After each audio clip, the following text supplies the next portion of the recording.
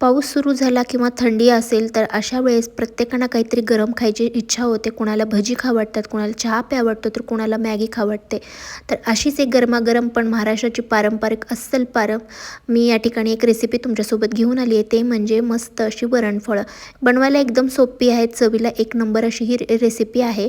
कमी मेहनतीमध्ये झटपट बनवून तयार होते आणि एकदम यासाठी साहित्य देखील कमी लागतं. करायचं काय, सगळ्यात अगोदर डाळ शिजवून घ्यायची, 1 वाटी तुरीची किंवा मुगाची. ती शिजल्यानंतर आपल्याला कणकेचा गोळा असं या पद्धतीनं मळून घ्यायचा आहे छान. 1 वाटी त्यामध्ये थोडंसं मीठ आणि तेल किंवा तूप टाकून घट्टसर गोळा मळून घ्यायचा. आताची डाळ आपण जी शिजवून घेतली ती त्याला घोटून घ्यायचं मस्त रवीच्या मदतीने मस्त असं. आणि त्यानंतर फोडणी करून घ्यायची. फोडणीसाठी 2 चमचे तेलामध्ये आपण थोडेसे जिरे, मोहरी आणि अद्रक लसणाचा ठेचा आपल्याला आणि त्यासोबत थोडीशी एक किंवा 2 हिरवी मिरची देखील ठेचून घ्यायचे. हा ठेचा आपल्या तेलामध्ये परतून घ्यायचा. थोडासा कढीपत्ता, हिंग टाकायचा यामध्ये. मस्त अशी फोडणी करून घेतल्यानंतर यामध्ये थोडीशी हळद टाकू, पाव चमचा, आणि याला देखील मिक्स करून घ्यायचं. आता यामध्ये आपण पाणी टाकून घेऊयात. जवळजवळ 1.5 ग्लास आपल्याला पाणी टाकायचं आहे. या ठिकाणी कमीत कमी 3 व्यक्तींसाठी मी ही रेसिपी बनवत आहे. तर 2 वाट्या गव्हाचं पीठ मी मळून घेतलं होतं.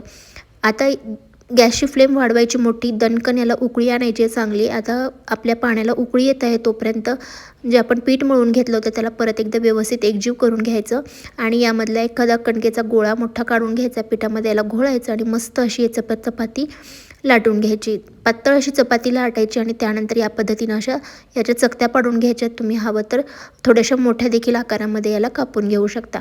उभा आडवा या पद्धतीनं काप देऊन याच्या आपण चकत्या पाडून घेतलेल्या आहेत आणि एक एक करून याला असं वेगळं करून घ्यायचं आणि आता उकळत्या पाण्यामध्ये आपल्याला याला शिजवून घ्यायचं आहे.